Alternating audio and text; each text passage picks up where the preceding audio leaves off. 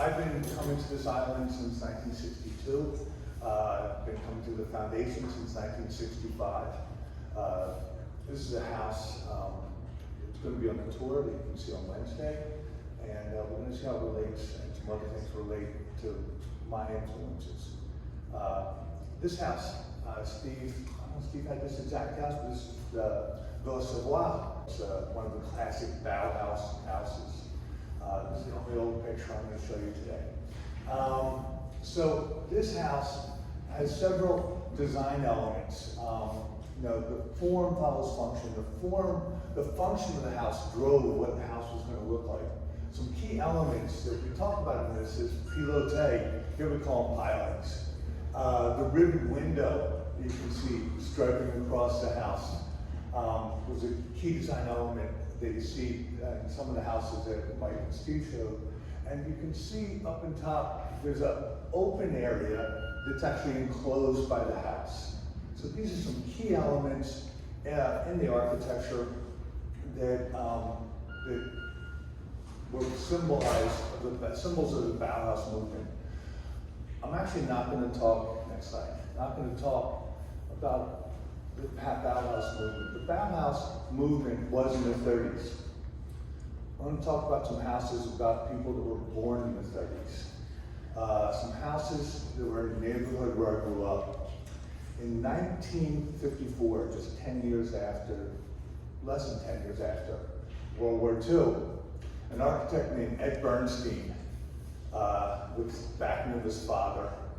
Ed was 24, 25, and he got his father to buy a piece of land in Penn Valley, and he subdivided it into 6 properties. 1 was for himself, 2 were for his brother and sister, and 3 were for other clients.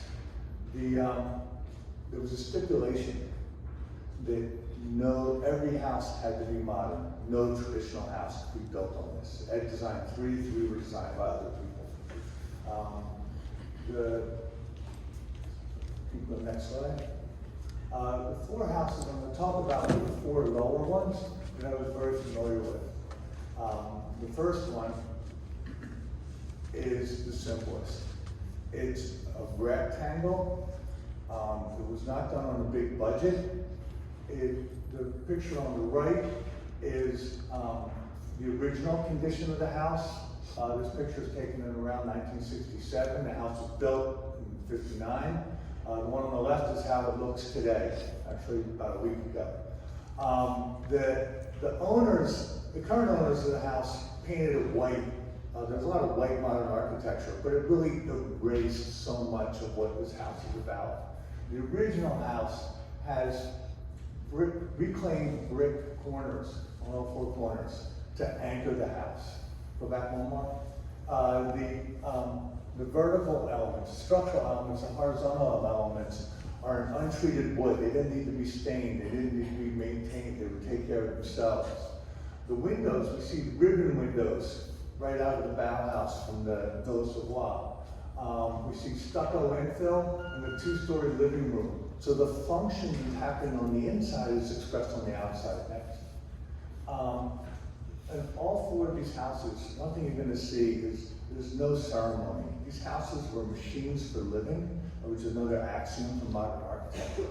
When you drove up to the front door, when you drove up to the front of the house, the front door was there. That's where you came in. There's so many houses today, these so-called traditional houses, nobody uses the front door. The front door is ceremonial for the occasional guest.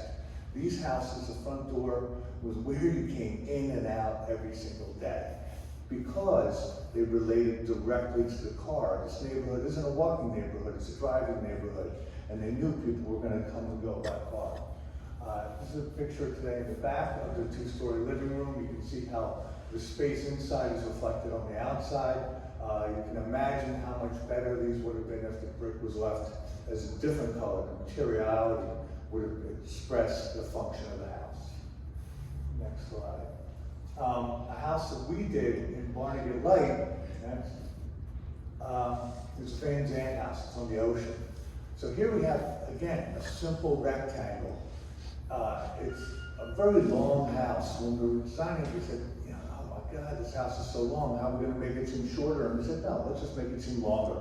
So all the materials are going horizontal, but there's a clear place of entrance. You pull up, you know where to go in. There's no choice here. The car's there, entrance there.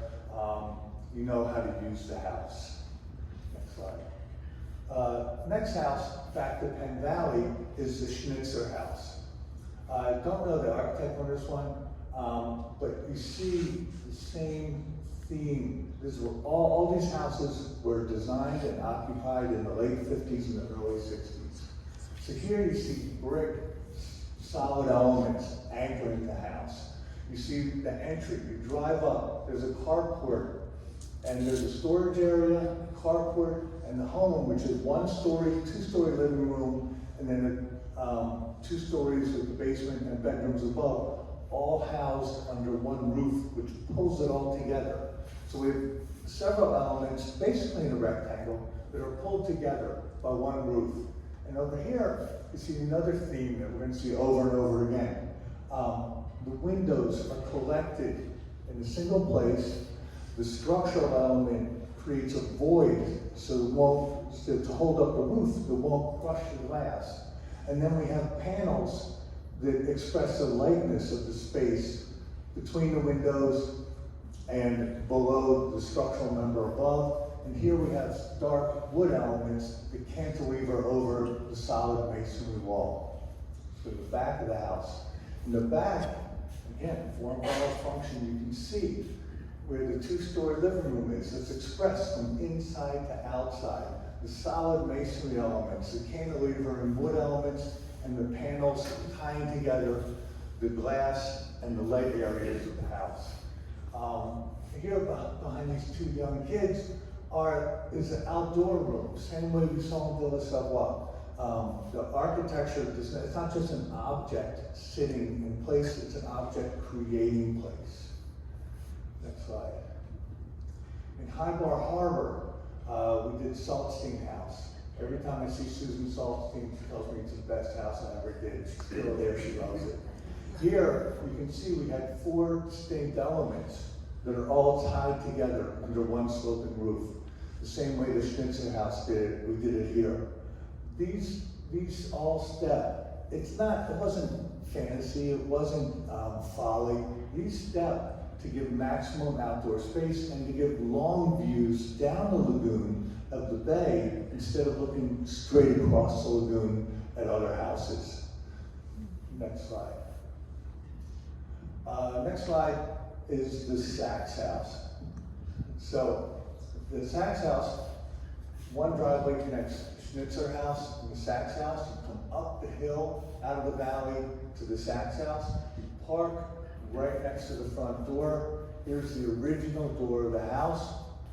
Actually, I did speak to the owner about getting rid of that ugly door last week, and it's actually the same owners own this house and the Schnitzer house. They love them both, and they don't want it to be destroyed. They rent the Schnitzer house out, and she's very interested to have a picture, and she's going to replace the door and take off that stone door that doesn't belong yet. In this house, things are working a little different. So in the first house I showed you, stucco was an infill material, and there was masonry that held the corners. Next slide. Here we have stucco that's the solid elements. By the way, this was designed by Lowenstein, the architect. The stucco elements were the massive solid elements. The wood expresses the structure horizontally and vertically, and also clads the lighter floating elements. In the back, we have the stucco that holds the corners, and the wood infill between the ribbon window for the bedrooms above and the large glass windows below. Next slide. On Long Beach Island, we have a house that has some similar elements. It's actually my own house, my family's house. You come in, you enter. There's a clear place of entry directly related to the car.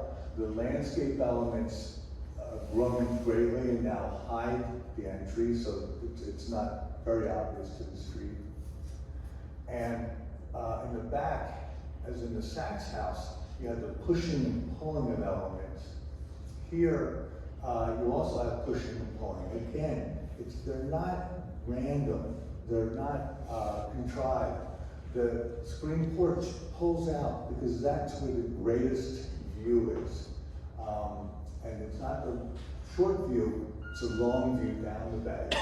The living room's pulled out, again, not just to give you a view of the water straight behind the house, but the longer view of the causeway. The cabana is not there just to be a place to be, but it shields you from the neighboring house. So, hold up on this one for a minute. So, I'm going to just wind back 1 second because I jumped into it a little too quickly. So I did talk, so these houses were all post-war houses, they were modern houses, they were new direction.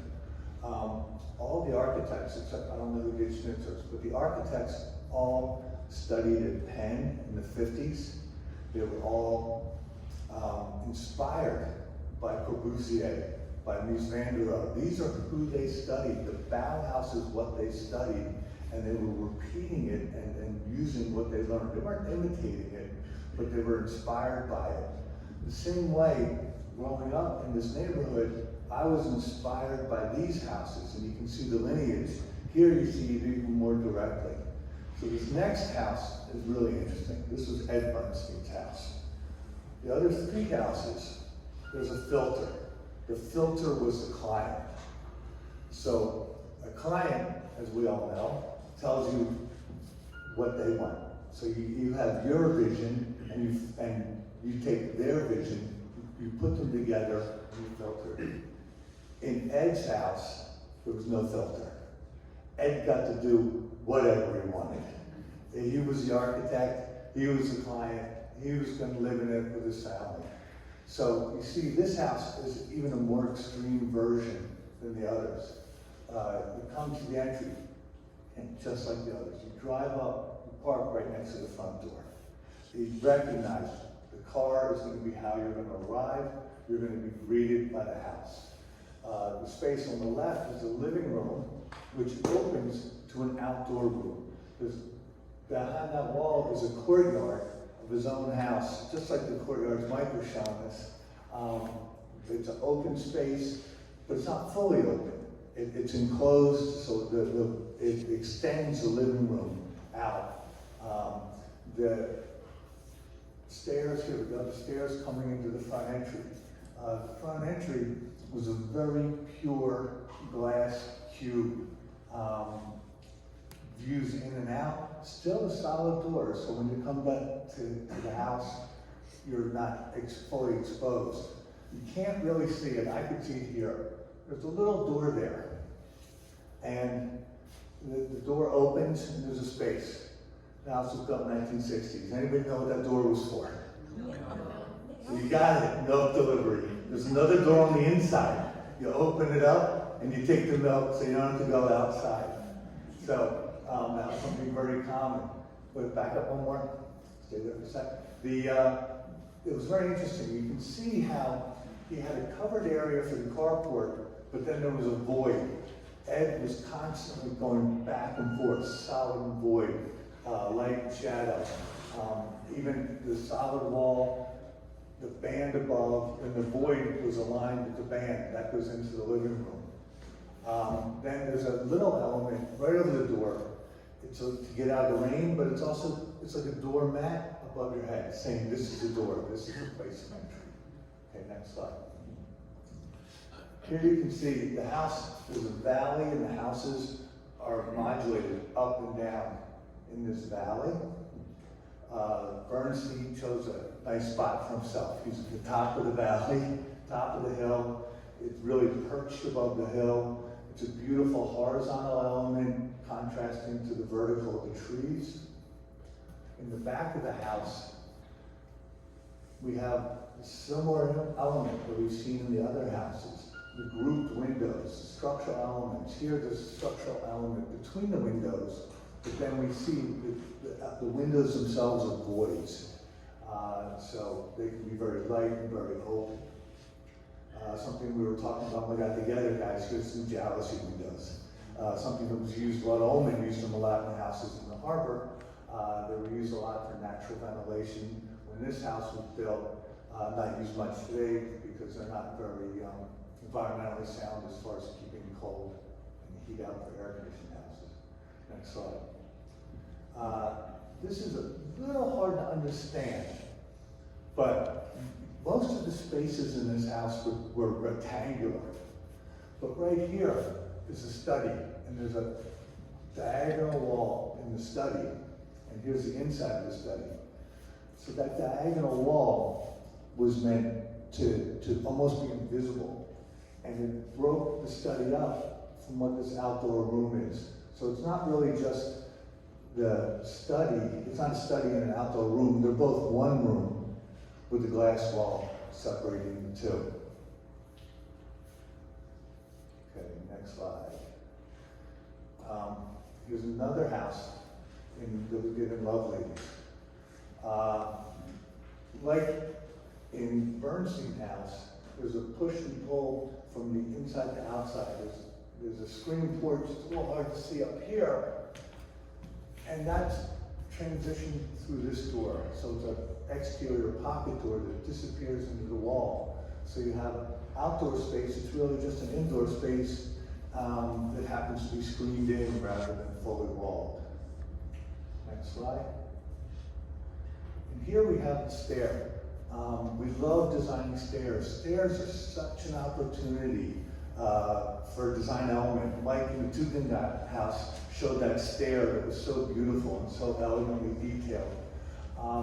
This stair is definitely a takeoff of the Bauhaus stairs, where it's a winder, where it's graceful, where it's elegant. There's even, it's a little hard to see the curve there, and there's even a little window seat that perfectly aligns with the stair tread. On the outside, that stair is clearly expressed. It gives an elegant form on the outside of the house. The house is a dramatic house. It has different materials, different textures, different elements, and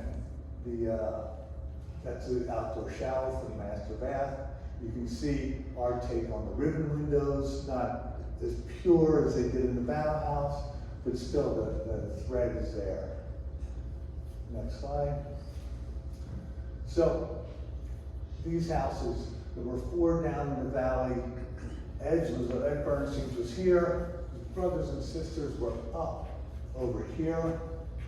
I wasn't that familiar with those. The reason, so I went back 2 weeks ago to look at these houses, and I couldn't believe, I hadn't been there in a long time, I couldn't believe how much, when I looked at it, how much they influenced me. Mike had said, do something personal. Really talk about what influenced you. We talked about different houses in Europe and different styles. When I went here, it was Rosebud. It was like, this is my influence. This is what taught me about architecture.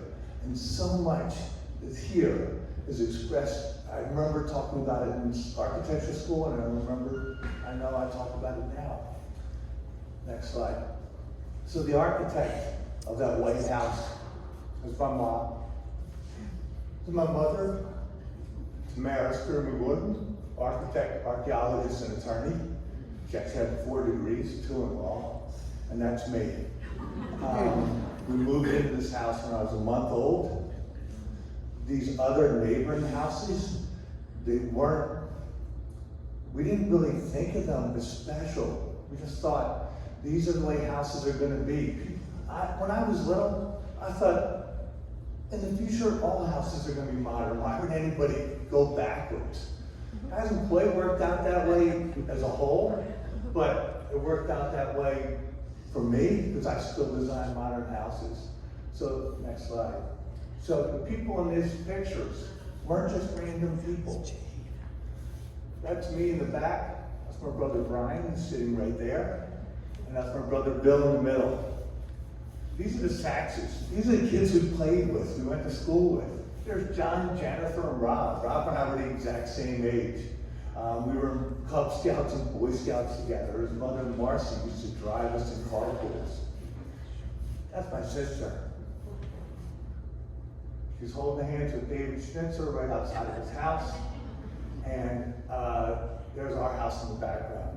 We used to run house to house. It was a time when we'd get home from school, we'd go outside, and we wouldn't be allowed back in until the dinner bell rang, literally, in some houses. So this is what's inspired me, this is what's personal to me, and this is what still influences me today, maybe tomorrow even more. Because now that I've gone back and I see these elements and I see it with a whole different eye, I'm inspired again. Next slide. So this house that you can go see, you can see there's areas on it's a reverse living house. This is a true reverse living house. it's an upside down house, it's not upside down. This house is one off the ocean, but you're gonna see when you go there on Wednesday, that when you're in that outdoor space on the third floor, that you're in the shade, you can see the ocean, you can feel the breeze.